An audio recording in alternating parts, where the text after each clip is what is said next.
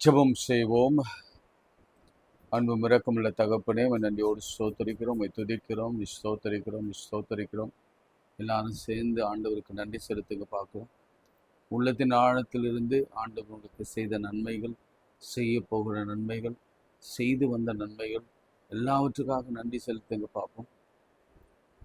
ஆண்டவரே உமக்கு ஸ்தோத்திரம்னு சொல்லுங்க. இந்த சுவாசத்திற்காக நன்றின்னு சொல்லுங்க. இந்த இதய துடிப்புக்காக ஸ்தோத்திரம்னு சொல்லுங்க.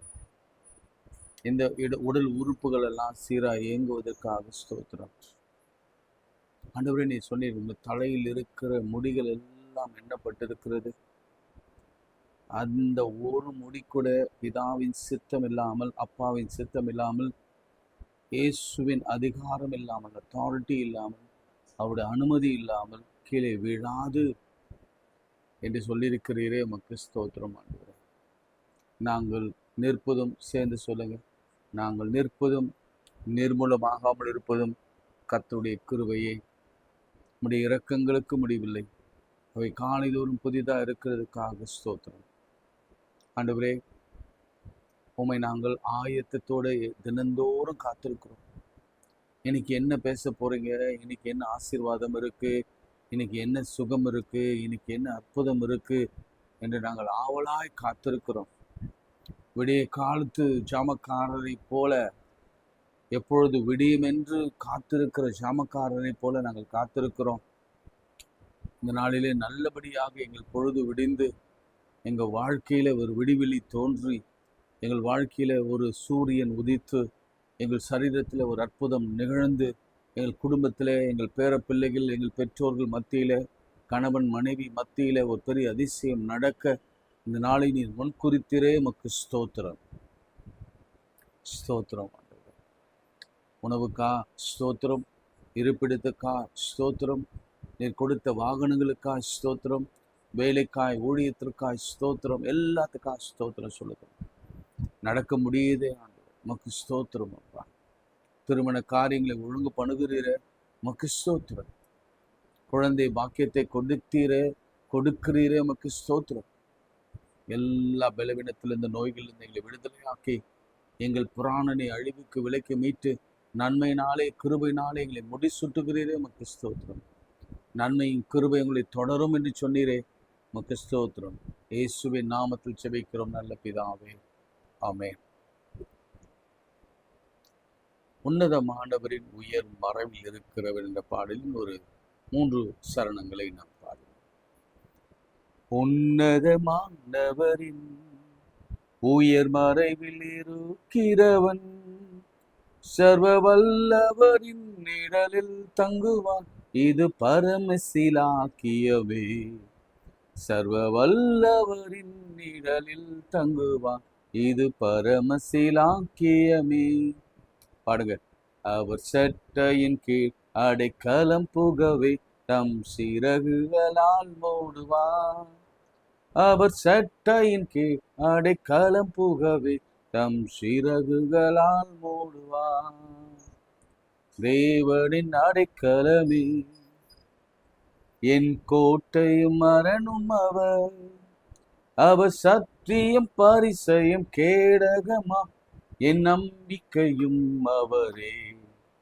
என் சத்தியம் பரிசயம் கேடகமாம், என் நம்பிக்கையும் அவரே. செட்டையின் கீழ் அடைக்கலம் புகவே, தம் சிறகுகளால் மூடுவார். அவர் செட்டையின் கீழ் அடைக்கலம் புகவே, தம் சிறகுகளால் மூடுவார். இரவின் பயங்கரத்திற்கும், பகலில் பறக்கும் அம்புக்கும், இருளில் நடமாடும் கொள்ளை நோய்க்கும் நான் பயப்படவே மாட்டேன். இருளில் நடமாடும் கொள்ளை நோய்க்கும் நான் பயப்படவே மாட்டேன். அவர் சட்டையின் கீழ் அடைக்கலம் புகவே, தம் சிறகுகளால் மூடுவார்.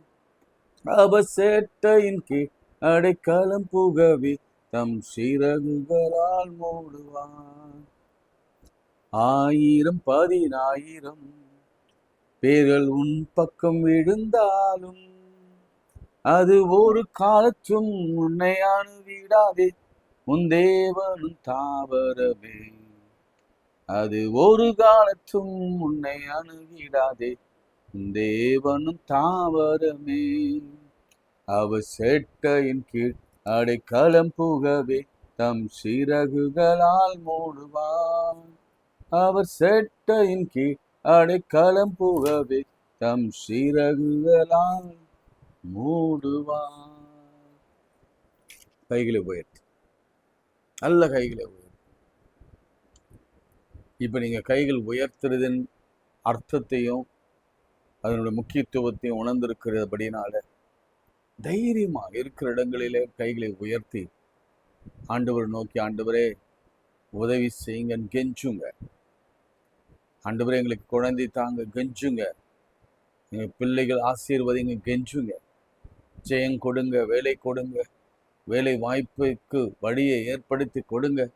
எங்க பகஞ்சர்களிலிருந்து எங்களை விடுதலை ஆக்குங்க, எங்களை ஆசீர்வதிங்க, எங்களை கண்மணி மேல் நிறுத்துங்க. எங்களை உடலில் காணப்படுகிற உபாதிகளையும் வேதனைகளையும் நீக்குங்க. சிறுநீரகத்தை மாற்றி கொடுங்க, இருதயத்தை புதுப்பித்து கொடுங்க, சிந்தனையிலே காணப்படுகிற குழப்பங்கள் எல்லாவற்றையும் சீராக்கி கொடுங்க, எலும்புகளிலே காணப்படுகிற பலவீனங்களை மாற்றி கொடுங்க, பிரிவினையின் ஆவிகளை அகற்றி குடும்பத்திலே கணவன் மனைவி பெற்றோர் பிள்ளைகள் இணைந்து வாழ்கிற கிருபையை கொடுங்க. ஆண்டவரே, கோர்ட் கேஸுகள் எல்லாம் இயேசுவின் நாமத்தினாலே எல்லாம் நியாயாதிபதியாகிய நீர் அதை நியாயம் விசாரிங்க. திருமணத்திற்கான தேதி குறிக்கப்படுவதாக சோமனுங்க, கெஞ்சுங்க. ஆண்டவரே, எங்களுக்கு திருமண தேதி வேண்டும். 35 வயதாயிற்று, திருமணம் நடக்கணும். 40 வயதாயிற்று, திருமணம் நடக்கணும். 30 வயதாயிற்று, திருமணம் நடக்கணும். கெஞ்சு கேளுங்க. கர்த்தர் நம்முடைய கெஞ்சுதலுக்கு அவர் பதிலளிக்க காத்து கொண்டிருக்கிறார். கடன் இருக்கு ஆண்டவரே, எங்களுக்கு தேவைகள் இருக்கப்பா, எங்களுக்கு பிரச்சனைகள் இருக்கு. பேங்க்குக்காரனுடைய கடன்கள் அடைக்கப்பட வேண்டும், வட்டிக்காரனுடைய வட்டிகள் அடைக்கப்பட வேண்டும், நாங்கள் வைத்த நகைகள் மீட்கப்பட வேண்டும். இயேசுவின் நாமத்திலே வழியை திறங்க, கெஞ்சுங்க. கர்த்தர் இல்லாதவரை இருக்கிறவரை போல அழைத்து அவர் கொடுக்கிற தேவன். நீங்கள் காற்றையும் காண மாட்டீர்கள், மழையும் காண மாட்டீர்கள், ஆனால் நீங்கள் வெட்டின பள்ளங்களிலே தண்ணீர்கள் நிரப்பப்படும். ஆமேன். கர்த்தர் அதை செய்வார். இயேசுவின் நாமத்தில் நாங்கள் கெஞ்சுகிற இந்த நேரத்தில் கர்த்தர் எங்களுக்கு பதில் கொடுத்தபடினாலும் நமக்கு ஸ்தோத்திரம். வாலிப பிள்ளைகளை ரட்சிக்கிறதுக்காய் ஸ்தோத்திரம். ஓ எஸ் ஆண்டவரே, இந்த நாளில் யாருக்கும் எந்த ஆக்சிடென்ட்டும் நடக்காமல் பார்த்து கொள்ளுங்கப்பா. இந்த நாளில் புதிதாக வீடு கட்டி குடி போகிற பிள்ளைகளை ஆசீர்வதிங்க. இந்த நாளிலே ஜெபிக்கிற பிள்ளைகள் யாராவது ஆண்டவரை பிறந்த நாளையும் திருமண நாளையும் கண்டாங்கன்னா அந்த குடும்பத்தை ஆசீர்வதிங்க. நன்மையும் கிருபையும் தொடரட்டும். இயேசுவின் நாமத்தில் ஜெபிக்கிறோம் நல்ல பிதாவே, ஆமென். பிரியமானவர்களே, நாம 2 நாளாக தாவீது எப்படி ஆண்டவனுடைய இருதயத்துக்கு ஏற்றவன் என்று அறியப்பட்டான் என்பதை குறித்து சிந்தித்து வருகிறோம். இன்ட்ரெஸ்டிங்காக நிறைய காரியங்களை நாம் சிந்தித்தோம். நான் இன்னைக்கு உங்களை கேட்கிற கேள்வி என்னன்னா, எத்தனை பேர் தாவீதை போல அதிகாலையிலே எழுந்து ஆயத்தப்பட்டு ஜெபிக்க ஆரம்பித்திருக்கிறீங்க? நான் விசுவாசித்து சொல்லுகிறேன், நீங்க ஆரம்பித்த நாளிலே உங்களுக்கு பதில் ஆரம்பித்து விட்டது. ஆமென். நீங்க முடிவு பண்ண அதே நாளில பதில் கொடுக்க என் ஆண்டவர் ஆரம்பித்து விட்டார். அதனால தைரியமா இருங்க. அதே சமயத்துல 2வதாக கையெடுத்து ஜெபிக்கிறோம்ல, அதற்குன்னு ஒரு கிரைட்டீரியாவை கர்த்தர் வைத்திருக்கிறார். அதற்குன்னு ஒரு முக்கியத்துவத்தை ஆண்டவர் வைத்திருக்கிறார். கைகள் சலித்து போக மட்டும் எல்லாம் கை தூக்குங்க பார்ப்போம். ஆண்டவரே, சேர்ந்து என்னோட சொல்லுங்க, கர்த்தரின் மேய்ப்பராய் இருக்கிறார், நான் தாட்செடியேன், அவர் என்னை புல்லுள்ள இடங்களில் மேய்த்து அமர்ந்த தண்ணீர் என்னை கொண்டு போய் விடுகிறார், என் ஆத்துமாவை தேற்றி தமது நாமத்து நிமித்தம் நீதியின் பாதையில் நடத்துகிறார். நான் மரண இருளில் பள்ளத்தாக்கிலே நடந்தாலும் பொல்லாப்புக்கு பயப்படேன். தேவரீர் என்னோடு கூட இருக்கிறீர். உமது கோலும் உடைய தடியும் என்னை தேற்றும். என் சத்துருக்களுக்கு முன்பாக எனக்கு ஒரு பந்தியை ஆயத்தப்படுத்தி என் தலை எண்ணெயால் அபிஷேகம் பண்ணுகிறீர். என் பாத்திரம் நிரம்பி வழிகிறது. ஜீவனுள்ள நாளெல்லாம் நன்மையும் கிருபையும் என்னை தொடரும். நான் கர்த்தருடைய வீட்டில் நீடித்த நாட்களால் நிலைத்திருப்பேன். ஆமென். சலித்து போகும் மட்டும் உயர்த்தி பிடிங்க, உயர்த்தி பிடிங்க. எத்தனை வசனங்கள் தெரிகிறதோ வசனங்களை சொல்லுங்க. இதுதான் தியானித்து. மூன்றாவது குறிப்பு தியானித்து. ஆண்டவரை தியானித்து, வேதத்தை தியானித்து, இயேசுவை தியானித்து, ஆவியில நிரம்பி ஜெபிக்கிற ஜெபம். இந்த மூணையும் நீங்க செய்ய ஆரம்பிச்சிட்டீங்கன்னா, அதோடு கூட சமூகத்தில தாழ எலியாவை போல காலில் விழுந்து முழங்கால் படியிட்டு நெற்றி தரையில் விழும்படி யாரெல்லாம் ஜெபிக்கிறீங்களோ, நான் அநேக முறை சாஷ்டாங்கமாய் விழுந்து ஜெபிக்கிறது உண்டு. அது யார் எனக்கு கற்றுக் கொடுத்தாங்கன்னு தெரியல. ஆனா என்னை பொறுத்த வரைக்கும் ஆவியானவர் எனக்கு சொல்லி கொடுத்ததை, நான் அனுபவித்ததை, நான் பெற்றுக்கொண்டதை, நான் எப்படி பெற்றுக்கொண்டேன் என்பதை சொல்ல நான் சாஷ்டாங்கமாக விழுந்துருவேன். அப்படி சாஷ்டாங்கமாய் விழுந்து பணிந்து கொள்வேன். அப்படி எலியாவை போல ஜெபிக்க ஆரம்பித்து கெஞ்சுகிற அனைவருக்கும் கர்த்தர் பெரிய அற்புதத்தை செய்ய ஆரம்பித்து விட்டார். அதனால நீங்க தைரியமா இருங்க. அது முடிவில் விளங்கும். ஆமென். முடிவில் விளங்கும். அவர் ஸ்டார்ட் பண்ணிட்டார், அவர் நிறுத்த மாட்டார். நீங்களும் நிறுத்தாதீங்க. எந்த காரணத்தினாலும் நான் ஜெபிக்கிறத மாத்திரம் நிறுத்தாதீங்க. எப்படியாவது 1 மணி நேரமாவது ஆண்டவருக்குன்னு கொடுங்க. அதுதான் ஆண்டவருடைய கட்டளை, கடைசி ஆசை. ஒரு நாளைக்கு 1 மணி நேரமாவது விழித்திருந்து ஜெபிக்க கூடாதா அப்படின்னாரு. ஒருவேளை விழித்திருந்து ஜெபிக்கலனாலும் அந்த வார்த்தையை எடுத்துட்டு 1 மணி நேரமாவது ஜெபிக்க கூடாதா என்ற அந்த வார்த்தையை நம்ம பிடித்து கொண்டு 24 மணி நேரத்துல சமயம் கிடைக்கும் பொழுதெல்லாம் நோட் பண்ணி 1 மணி நேரமாவது நாம ஜெபித்து நம்ம பிள்ளைகளுக்கும் ஜெபிக்க நாம் கற்றுக் கொடுப்போம். தேவனுடைய பாதத்துல 1 மணி நேரம். மேன், இதுதான் நம்முடைய ஆழ் மனதில ஒரு தீர்மானமாக இருக்கட்டும். இதெல்லாம் இந்த காரியங்கள்லாம் வரணும். அதிகாலையில வரணும், அந்தி சந்தி மத்தியான வேலை வரணும், கையெடுப்பு வரணும், வேத வசனத்தை தியானிக்கணும். அது ஜெபத்தோட தான் வரும். அதுக்குன்னு ஒரு தனி நேரம் நீங்க குறிக்க வேண்டிய அவசியம் இல்லை. வேத வாசிப்புக்குன்னு ஒரு தனி நேரம் அவசியம் இல்லை. நீங்க ஆயத்தமாகி ஜெபத்திலே தரித்திருக்கும் பொழுது வேதம் உங்களுக்கு திறந்து வைத்து நீங்க ஜெபிக்க ஆரம்பிங்க. நிச்சயமாக ஆண்டவர் பெரிய காரியங்களை செய்வார். இன்று ஒரு முக்கியமான ஒரு காரியத்தை நான் உங்களோடு கூட பகிர்ந்து கொள்ள விரும்புகிறேன். தாவீது வாழ்க்கையில் இருந்து 1 சாமுவேல் 16ஆம் அதிகாரம் 5ஆம் வசனத்தை நான் உங்களுக்காக வாசிக்கிறேன். ஏற்கனவே நமக்கு தெரிந்த ஒரு நிகழ்ச்சியை நாம பல கோணங்களிலே நாம் பார்க்கலாம். அதற்கு அவன் 1 Samuel chapter 16 and verse 5. அதற்கு அவன், சமாதானம்தான், கர்த்தருக்கு பலியிட வந்தேன். நீங்கள் உங்களை பரிசுத்தம் பண்ணிக்கொண்டு என்னோடு கூட பலி விருந்துக்கு வாருங்கள் என்றார். மேலும் ஈசாயையும் அவனுடைய குமாரரையும் பரிசுத்தம் பண்ணி அவர்களை பலி விருந்துக்கு அழைத்தான்.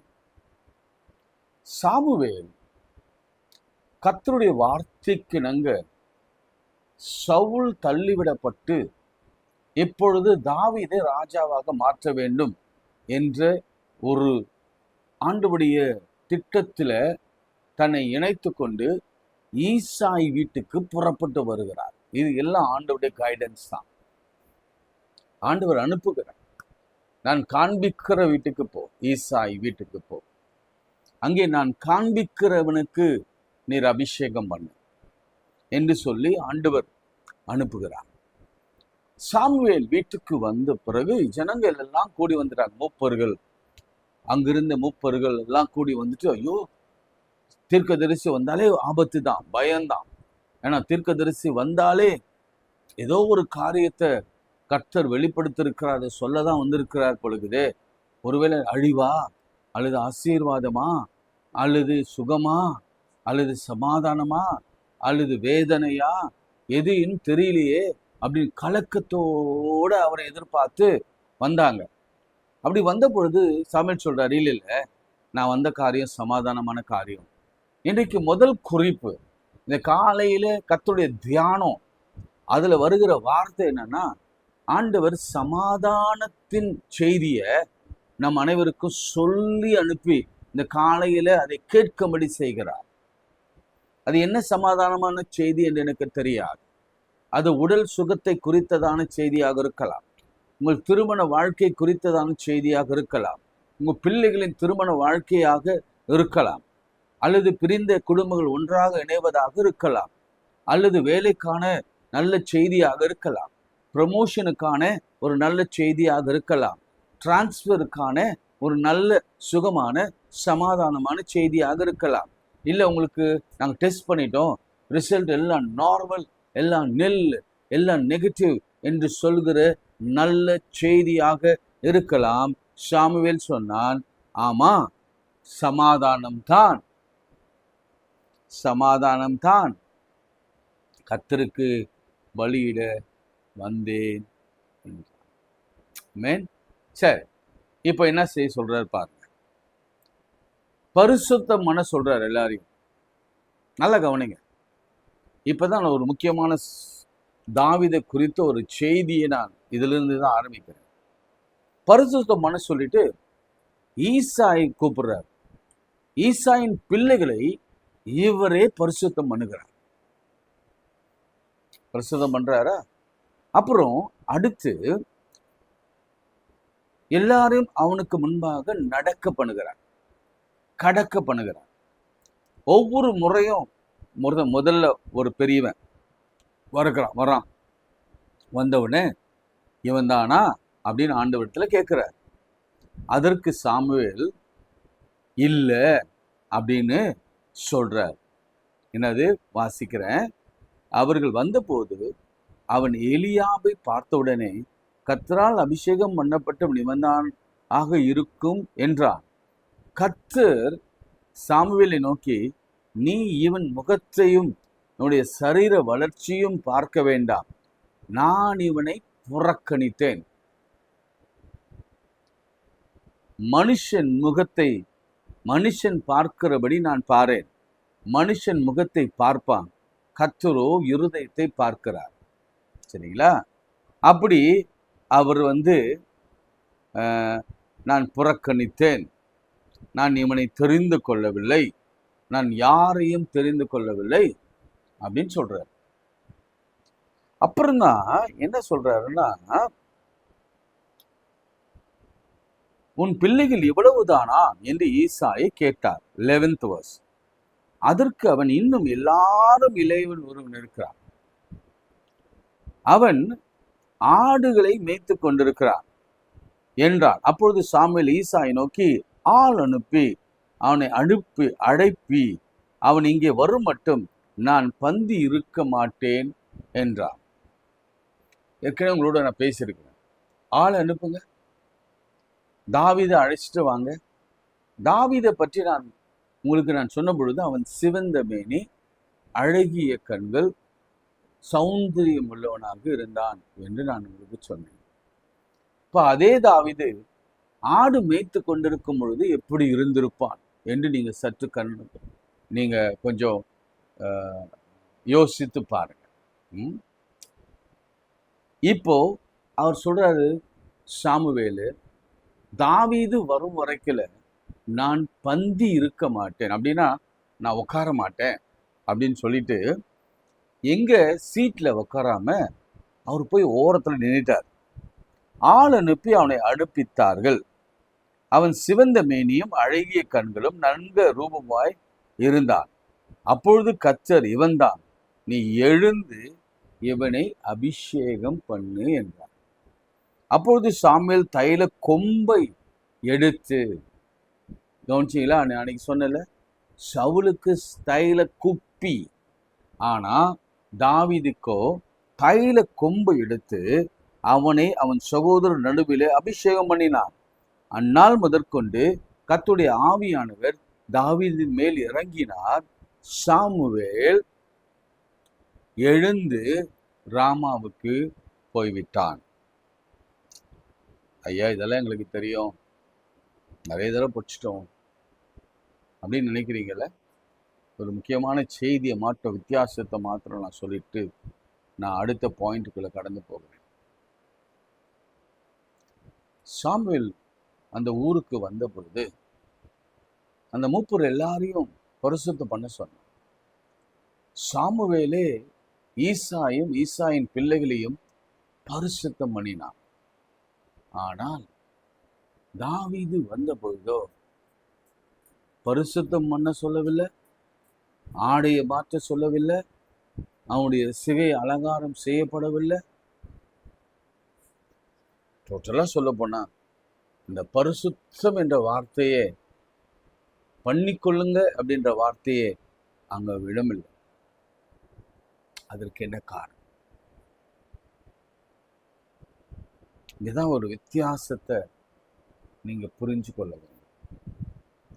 என்ன வித்தியாசம் தெரியுங்களா?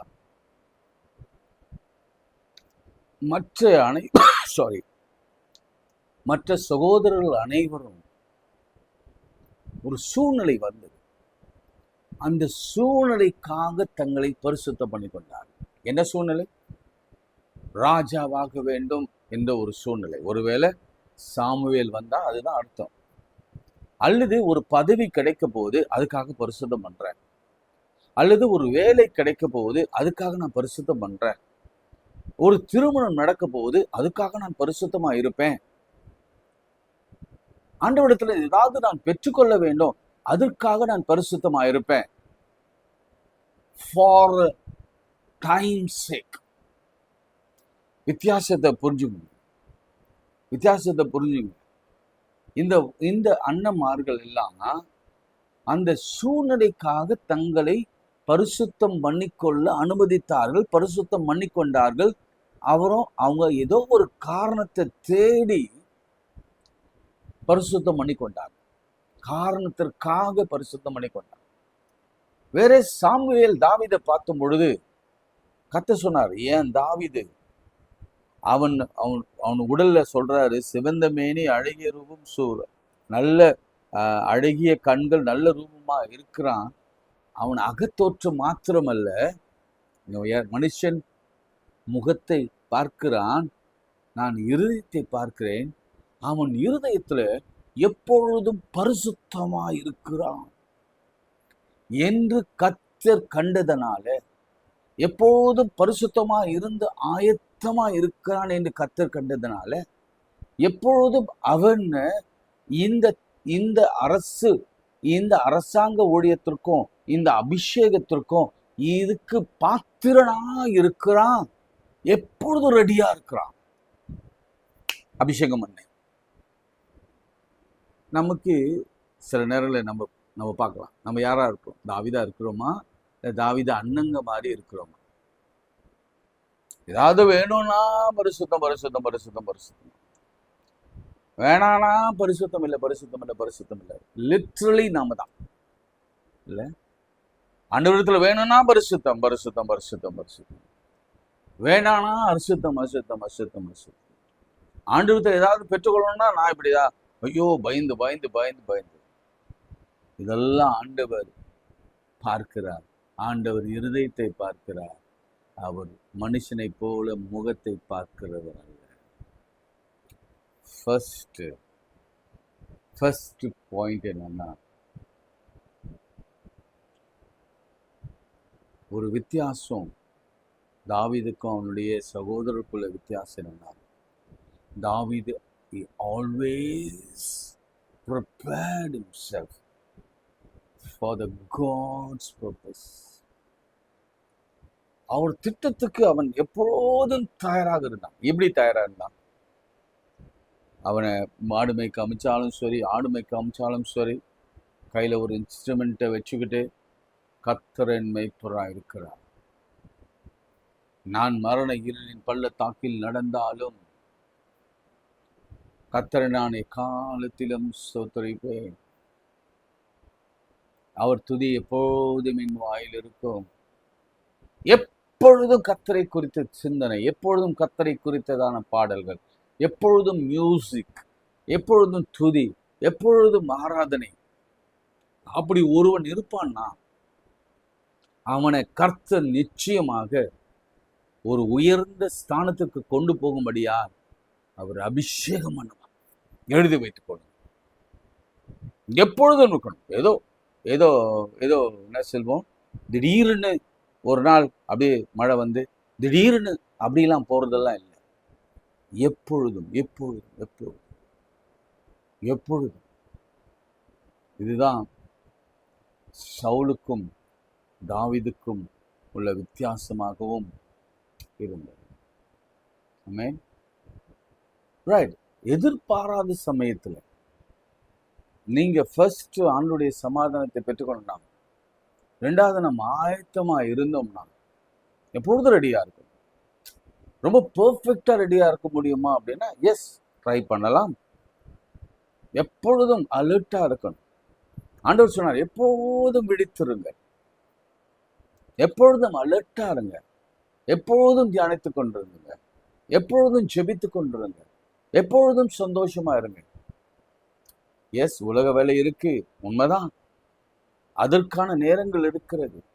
அது போக என் ஆண்டவர் அபிஷேகம் நம்மை பண்ண நாம எப்பொழுதும் பாத்திரவான்களாக இருக்க வேண்டும். பரிசுத்தம் பண்ணி அதுக்கப்புறம் தான் அபிஷேகம் என்ற ஒரு நிலைக்கு இருக்காம எப்பொழுதும் பரிசுத்தம் என்று இருந்தா அபிஷேகம் நிச்சயம் உண்டு. அதனால ஆசீர்வாதம் உண்டு, அதனால ஐஸ்வர்யம் உண்டு, அதனால அற்புதம் உண்டு, அதனால பெரிய பெரிய அதிசயங்களை, ஆராய முடியாத அதிசயங்களை நாம் காண முடியும். இன்னைக்கு நாம ரெடியா இருப்போமா? ரெடியா இருக்கும். ஆல்வேஸ் பிள்ளைகளுக்கு சொல்லிக் கொடுங்க. பார்ப்பார், தாவீது ரெடியா இருந்தா சாமி, அவன் மேல அந்த அந்த கொம்பின் அபிஷேகம், தைல கொம்பின் அபிஷேகம் கிடைச்சிருப்பா. எப்போ சாமியில் வர்றான்னு சொல்ல முடியாதுப்பா. எப்போ கர்த்தர் அனுப்புகிறார் சொல்ல முடியாது. கர்த்தர் அனுப்புகிற சமயத்துல நீ தயாராக இருக்க வேண்டும். கர்த்தர் அனுப்புகிற சமயத்துல நீ தயாரா இல்லைன்னா அதுக்கப்புறம் உனக்கு அந்த ஆசீர்வாதம் கிடைக்காது. ஆமென். ரைட். ரெண்டாவது வித்தியாசம், பர்பஸ், நோக்கம். வாசிங்க 1 சாமுவேல் 17ஆம் அதிகாரம். இன்னைக்கு நம்ம 2 வாசிட்டு நம்ம ஜெபம் பண்ணலாம். இப்பயே டைம் ஆயிடுச்சு.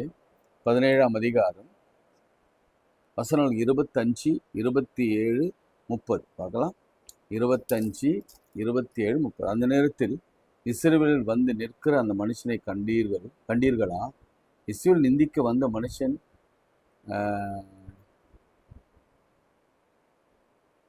இவனை கொள்கிறவன் எவனோ அவனை ராஜா மிகவும் ஐஸ்வர்யவனாக்கி ஃபர்ஸ்ட் பணம் கொடுப்பார், பெரிய பணக்காரனாக்குவார். அவனுக்கு தன் குமாரத்தை கொடுத்து கல்யாணம் பண்ணுவார், தன் மகளை கொடுப்பார். 3வது, அவன் தகப்பன் வீட்டாருக்கும் இஸ்ரவேலிலே சர்வ மானியம் கொடுப்பார், டாக்ஸ் ஃப்ரீ பண்ணுவார். எவ்வளோனா சொத்து வச்சுக்கோ, பரவாயில்ல, டாக்ஸே கிடையாது. நம்ம ஊரில் யாரெல்லாம் டாக்ஸ் ஃப்ரீ இருக்கிறாங்க? ஸ்போர்ட்ஸ் பீப்புள், வெட்ரன், ஒரு மிலிட்ரி பீப்புள் அப்படிலாம் இருக்கிறாங்க. டாக்ஸ் ஃப்ரீ பண்ணுறவங்க, டாக்ஸ் இல்லாமல் இருக்கிறவங்களாம் இருக்கிறாங்க. வயசானவங்க, எல்டர்ஸ் எல்லாம் இப்போ எல்லாருக்கும் டாக்ஸ் போடுறாங்கன்னு வச்சுக்கோங்களேன். 3 விஷயம் நல்ல கவனிங்க. யார் சொல்கிறது? இஸ்ரேல் மக்கள் சொல்கிறாங்க. என்னன்னு சொல்கிறாங்க? கோலியாத் இருக்கிறான், தாவீது வந்து விசாரிக்கிறான். தாவீது விசாரிக்கும் பொழுது 3 முறை சொல்கிறாங்க. 3 குரூப் பீப்புள் சொல்கிறாங்க. 3 குரூப் பீப்புளும் சேம் டைலாக் சொல்கிறாங்க. இந்த கோலியாத்தை விழுத்துறவனை ராஜா ஐஸ்வர்யனாக்குவார், அவன் பொண்ணு கல்யாணம் பண்ணி கொடுப்பார், மானியம் கொடுப்பார், சர்வம், அதுவும் குடும்பத்துக்கே கொடுப்பார். 3 இடத்துக்கு போகும்பொழுதும் 3 ஆன்சர் வருகிறது. இப்போ இஸ்ரவேல் மக்களின் நோக்கம் என்ன? அவங்களுடைய எதிர்பார்ப்பு என்ன? கோலியாத்தை வீழ்த்தணும், அது இலக்கு வேறு. ஆனா இவங்களுடைய ஆசை என்ன? இலக்குக்கும் நோக்கத்துக்கும் ஆசைக்கும் வித்தியாசம் உண்டு. இவன் ஆசை என்ன? ஐயோ அவனை கொன்னுட்டா நான் பணக்காரன் ஆயிடுவேன், அவனை கொன்னுட்டா ராஜா வீட்டு மருமகன் ஆயிடுவேன், அவனை கொன்னுட்டா எனக்கு மானியம் கிடைக்கும், பணம், பெண், டாக்ஸ் ஃப்ரீ. யாராவது ஒருவர் வித்தியாசம் சொல்றேன், தாவீது மாதிரி சொன்னாங்களா பாருங்க. 26 வாசி. அப்போது தாவீது தன்னண்டை நிற்கிறவர்களை பார்த்து, இந்த பெலிஸ்தனை கொன்று இஸ்ரவேலுக்கு நேரிட்ட நிந்தை நீக்கிறவனுக்கு என்ன செய்யப்படும்?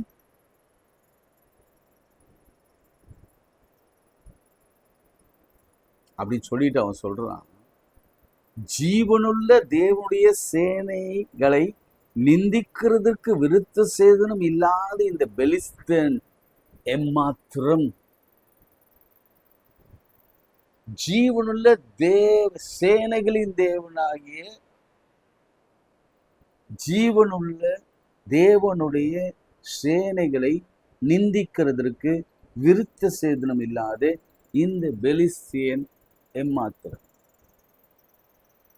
இவன் நோக்கம் என்ன? பணம் இல்லை. இன்னொரு விஷயம் சொல்றேன், அது நீங்க ரொம்ப இன்ட்ரெஸ்டிங்கா இருக்கணும். அது நாளைக்கு நான் சொன்னா உங்களுக்கு ரொம்ப ரொம்ப ரொம்ப ரொம்ப இன்ட்ரெஸ்டிங்கா இருக்கும். இன்னைக்கு நான் இதோடு நிறுத்துறேன். தாவீதுக்கு அவ்வளோ ஒரு நல்ல குவாலிட்டி இருந்தது. அவனுடைய நோக்கம் எல்லாம், இவன் இஸ்ரவேலின் தேவனை நிந்திக்கிறான், இஸ்ரவேலின் தேவனுடைய சேனைகளை நிந்திக்கிறான். இவன் ஏமாற்றம்.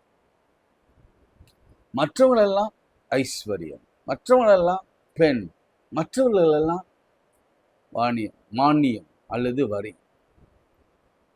பிரியமானவர்களே, நம்முடைய நோக்கம் எதுவாக இருக்கிறது? பணம் அவசியம், திருமணம் அவசியம். திருமணம் அவசியம் என்று சொன்னால் அது மிக முக்கியம்தான். ஆனாலும் இப்போவே திருமணத்தை வியாபாரமாக்கிட்டாங்க. தயவு செய்து அப்படியான சொல்றதுனால நான் சொல்றேன், தயவு செய்து வியாபாரமாக்காதீங்க. தயவு செய்து வியாபாரமாக்காதீங்க. 2 பேரண்ட்டும் உட்கார்ந்து நல்லா யோசனை பண்ணி கர்த்தர் பைபிளை வச்சுட்டு பேசுங்க. யாருக்கும் எந்த மனஸ்தாபம் இராதபடிக்கு திருமணம் நடத்தணும். இந்த 2 குடும்பமும் ஹாப்பியா கடைசி வரைக்கும் வருகை மட்டும் இருக்கும்.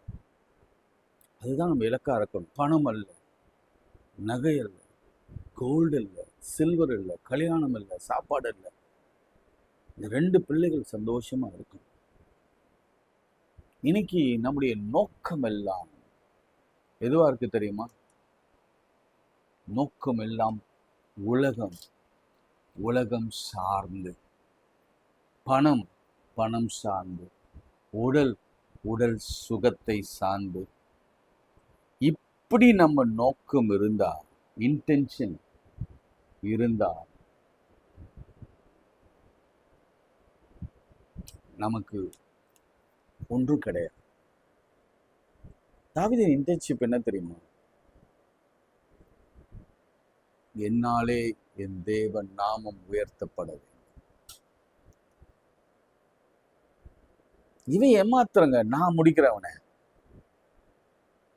இவன் ஏமாத்துறோம், நான் போறேன். இது எல்லாரும் ஆசைப்பட்டு தூரத்துல நின்னாங்க. எவனாலும் கிட்ட போக முடியல. ஆனா ஒருவன் எப்போது கர்த்தரை நம்பி அவன் வேலை செய்ய ஆரம்பிக்கிறானோ, சண்டை போட ஆரம்பிக்கிறானோ, கர்த்தரை நம்பி ஒரு வேலை செய்ய ஆரம்பிக்கிறவனுக்கு நிச்சயம் ஜெயம் உண்டு. என்னால என் ஆண்டவர் பேர் மகிமைப்படணுமே தவிர பணத்தால, பொருளால அல்லது மானியத்தினால அவர் பெயர் அவப்பெயரில் நான் கொண்டு வந்து விடக்கூடாது. இன்னைக்கு நிறைய கிறிஸ்டியன் குடும்பங்கள் டிவோர்ஸ்ல போய் நிற்குது. காரணம் கேவலமா இருக்கு. அங்க இருக்கிற ஹிந்து மேஜிஸ்ட்ரேட்டும் ஜட்ஜஸும் சொல்றாங்க, என்னங்க நடக்குது கிறிஸ்தவத்துல? என்ன திருமணம் நடக்குது? 90% எனக்கு தெரியல, 90% கிறிஸ்டின் தான் டிவோர்ஸ்ல போய் நிற்கிறான். ஏன் காரணம் என்ன? எங்களாலே இந்த குடும்பத்தாலே கர்த்தருடைய நாமம் மகிமைப்பட வேண்டும், கட்டப்பட வேண்டும். எங்க பிள்ளைகளாலே கர்த்தருடைய நாமம் மகிமைப்பட வேண்டும், அவர் புகழ்ந்திருக்க வேண்டும், அவர் மகிழ்ந்திருக்க வேண்டும் என்ற எண்ணம் ஒருவருக்குமே இல்லை. தாவீதுக்கு இருந்தது. தாவீது சொன்னான், வைராக்கியத்தோடு சொன்னான், இவன் நிந்திக்கிறதுக்கு இவன் ஏமாத்திரம். யார் இவன்? யார் இவன்? அவ்வளவு பெரிய ஹைட்டா இருக்கலாம், ஒன்றும் பிரச்சனை இல்லை. அவன் யார்? நான் அவனுக்கு ஒரு சரியான பாடம் கொடுத்து, எனக்கு பணம் அவசியம் இல்லை, எனக்கு பெண் அவசியம் இல்லை, எனக்கு மானியம் அவசியம் இல்லை, எனக்கு கோலியாத்துடைய தலை தான். ஏன்னா அவன் என் இஸ்ரவேலின் தேவனை நிந்திக்கிறான். இப்படி நாம வைராக்கியத்தோடு வாழும் பொழுது நிச்சயமாக ஆண்டவர் ஆடுகளுக்கு பின்னாக சென்றவனை அரியணையில உட்கார வைத்தாருன்னா, ராஜாக்களுக்கு ராஜாவா மாற்றினார்னா, தாவீதின் வம்சத்துல இயேசு பிறப்பாருன்னா, தாவீதின் குமாரன் எனக்கு இறங்கும் என்று சொல்கிற அளவுக்கு தாவீதின் திறவுகளை உடையவராகி இயேசு கிறிஸ்து என்ற பட்டப்பெயரை கொடுப்பாருன்னா, உங்களுக்கும் எனக்கும் கொடுப்பார். நான் சொல்றேன் பாருங்க, நமக்கு ஒரு கிரீடம் தாவீதுக்கு வைத்த விட்ட பொழுது கிரீடம் நமக்கு வைக்கப்படும், சிங்காசனம் இருக்கும், எல்லாத்தையும் ஆண்டவர் கொடுப்பார். அதுக்கு பிறகு மனைவி, பிள்ளைகள், எக்ஸெட்ரா எக்ஸெட்ரா எக்ஸெட்ரா எக்ஸெட்ரா. முதல்ல என்ன இருக்கணும் தெரியுமா? நம்முடைய நோக்கம் கர்த்தரை மகிமைப்படுத்துவதாக இருக்கிறது. பிள்ளை வேணும், பிள்ளை வேணும், பிள்ளை வேணும், பிள்ளை வேணும். எஸ் எஸ் பிள்ளை, எஸ் கொடுக்குறேன். என்ன பண்ண போறேன்? ஆண்டவரே, இந்த பிள்ளை பிறந்தா நான் உமக்குன்னு கொடுப்பேன் அண்ணா சொன்ன பிறகுதான் பிள்ளையை கர்த்தர் கொடுக்க. அது வரைக்கும் ஆண்டவர் கொடுக்கவே இல்லை. ஆண்டவருக்கு ஒரு நோக்கம் இருக்கு. இவன் ஜெபித்து கொண்டே இருந்தான். யாரு? சகரியா. ஆண்டவருடைய நோக்கம் ஒண்ணு உண்டு. என்னடா நோக்கம்? என்ன நோக்கம்? இயேசு கிறிஸ்து பிறக்கணும் மரியாள் வயிற்றுல. அப்பொழுதுதான் வயிற்றுல இருக்கிற கர்ப்பம் அல்லது உன் மனைவியுடைய கர்ப்பத்தின் வயிற்றுல நான் ஒரு பிள்ளையை வைப்பேன். அது வரைக்கும் நீ வெயிட் பண்ணும். ஏன்னா அவருடைய திட்டம், அவர் நாமம் உயர்த்தப்பட வேண்டும். அப்படி ஜெபிக்கணும். சோமன் அன்புள்ள ஆண்டவரே, இந்த விலைக்காய் ஸ்தோத்திரம். தாவீதை போல நாங்கள் வாழ்ந்து ஜெயங்களை பெற்றுக்கொள்ள உதவி செய். இந்த நாளிலே வெற்றியின் தேங்க்யூ லார்ட், உம்முடைய நாமம் மகிமைப்படும்படியா நாங்கள் வாழ. வசனம் சொல்லுகிறது, பாத்திரம் நிரம்பி வழிகிறது. என் பாத்திரம் நிரம்பி வழிகிறது. காரணம், அதில் அர்த்தம் என்னன்னா, இந்த பாத்திரம் இந்த பிரிம் வரைக்கும் இருந்தா எனக்கு தான் ஆசீர்வாதம். அந்த பாத்திரம் நிரம்பி வழிஞ்சினா வழிகிறது எல்லாம் நம்முடைய குடும்பத்திற்கும் நம்முடைய மற்ற சமுதாயத்திற்கும் ஆசீர்வாதம். அப்படியே ஒரு ஐஸ்வர்யத்தை, அப்படி ஒரு கணத்தை, அப்படி ஒரு ஊழியத்தை, அப்படி ஒரு சுகத்தை, அப்படி ஒரு பிள்ளை பாக்கியத்தை, அப்படி ஒரு வேலை வாய்ப்பை, அப்படி ஒரு ஆசீர்வாதத்தை, சுகத்தை, ஆரோக்கியத்தை கொடுப்பார். வழிந்து வழிந்து வழிந்து வழிகிற ஆசீர்வாதம், ஓவர் ஃப்ளோயிங் பிளஸிங். என் பாத்திரம் நிரம்பி வழிகிறது. ஆண்டவரே, இந்த நாளிலே பிள்ளைகள் வாழ்க்கை பாத்திரம் நிரம்பி வழிகிற ஆசீர்வாதத்தை தார். இயேசு கிறிஸ்துவின் நாமத்தில் ஜெபிக்கிறோம் நல்ல பிதாவே. நமது ஆண்டவராகிய இயேசு கிறிஸ்துவின் கிருபை, பிதாவாகிய தேவனுடைய அன்பு, பரிசுத்தாவின் ஐக்கியம் நம் அனைவரோடு இன்னும் இன்னும் சதா காலம் நிலைத்திருப்பதாக. ஆமென். God bless you.